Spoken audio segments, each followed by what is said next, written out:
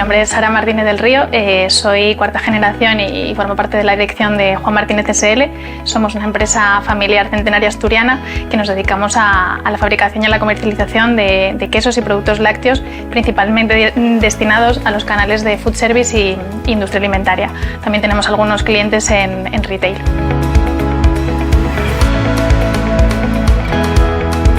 Como mujer empresaria y asturiana, considero que me siento muy orgullosa de pertenecer a un grupo cada vez más numeroso de mujeres directivas y líderes que estamos impulsando cambios positivos y significativos en la transformación, en el desarrollo y en el crecimiento no solo de la economía, sino también de la sociedad asturiana. En los últimos años las mujeres cada vez tenemos más protagonismo y más presencia en puestos que habitualmente eran ocupados exclusivamente por hombres, porque creo que hemos demostrado con creces que somos capaces de llevar a cabo y de liderar proyectos y equipos de la misma manera que los hombres y con mucha garantía de éxito.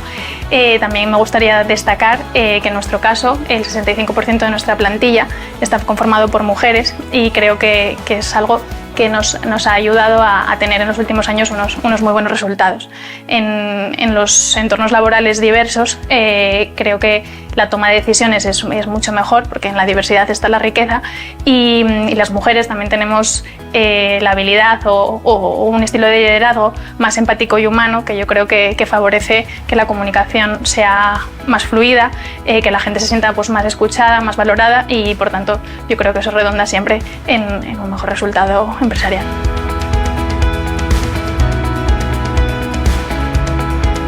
Creo que, como decía anteriormente, sí que cada vez somos más mujeres las que tenemos presencia en puestos de responsabilidad, y que la industria y la gran parte de las empresas sí que están teniendo más en valor y valorando los beneficios de tener mujeres en la dirección.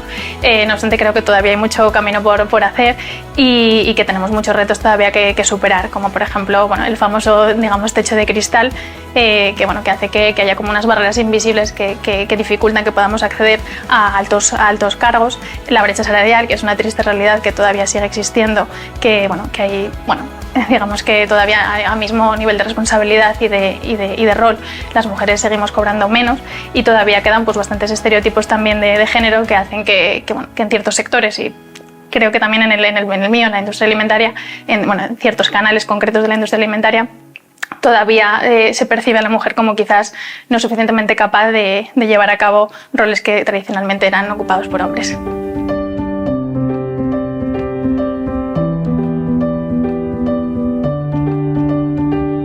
Las motivaciones muchas, pero a nivel de resumen, quizás las que más valoro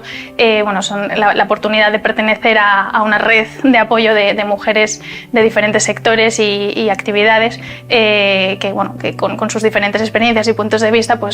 nos ayudamos mutuamente a enriquecernos y ayudarnos en nuestro desarrollo personal y profesional. También creo que en FEDA te permite la oportunidad de tener acceso a mucha información y formación, lo cual también es esencial para nuestro desarrollo,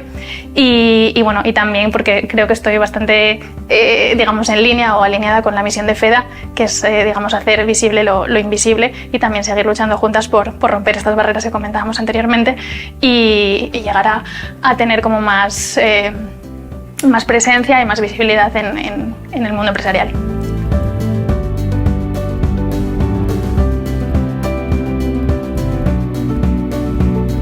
Una alimentación equilibrada y saludable tiene un impacto directo en nuestro rendimiento profesional. Cuando nos alimentamos bien, nuestra concentración aumenta. También tenemos un nivel de energía más estable durante toda la jornada para afrontar la jornada laboral. También equilibra y regula nuestro estado de ánimo. Por tanto, también tiene una ventaja en crear un entorno laboral más positivo, con menos nivel de estrés y ansiedad. Y además también nos ayuda a reforzar nuestro sistema inmunitario, lo cual también tiene una ventaja directa en reducir la posibilidad de bajas laborales.